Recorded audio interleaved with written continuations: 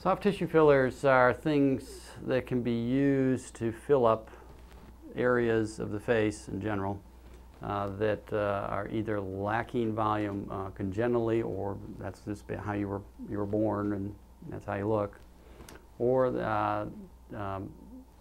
need volume that has been lost over time from what's known as fat atrophy. As we age, the amount of fat that we have in our soft tissue, depending on the genetics of the patient and the exposure they've had to sunlight and other factors, tends to slowly go away, and we also use soft tissue fillers to help improve that fat atrophy. Soft tissue fillers have been around for years. There are really only two now presently available that I like. There are many others out there, but there are really only two that I use routinely, I should say. One of them is a hyaluronic acid product. Hyaluronic acid looks like a clear gel. It's made by two different companies, presently anyway. And the advantage of hyaluronic acid is it doesn't need to be skin tested. It's very easy to inject. It flows very nicely. It molds very nicely. And there's no reported problems post-operatively with allergic reactions or other inflammatory conditions.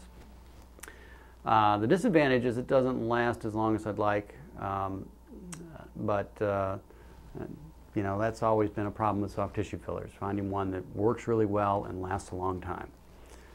But the hyaluronic acid products are great for patients that want to see plumping of the lip.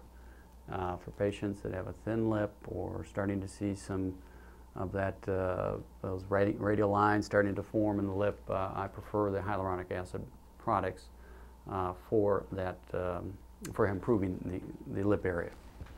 Now, the other compound I use quite a bit is not a hyaluronic acid, but it's calcium hydroxyapatite. It looks like this white material. Calcium hydroxyapatite is, again, a natural compound.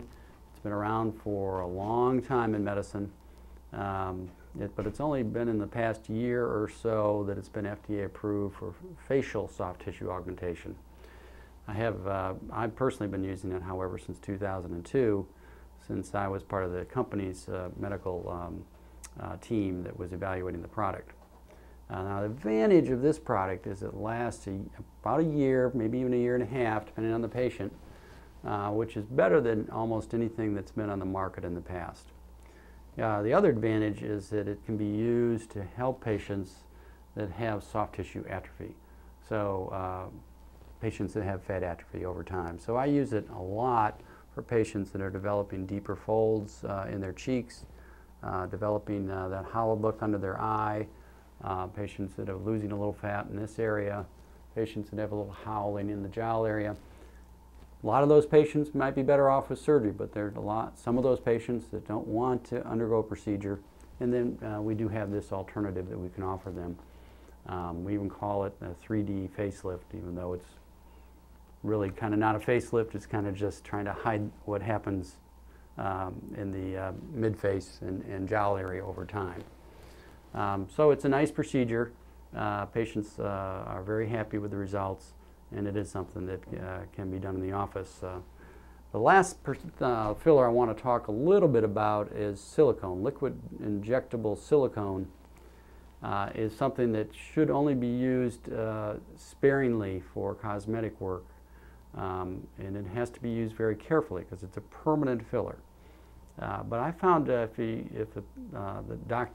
see a doctor that has mastered what's known as a microdrop technique with silicone, it works extremely well for patients with very small scars, and I use it quite a bit for acne scars and other small scars in the facial area with very good results.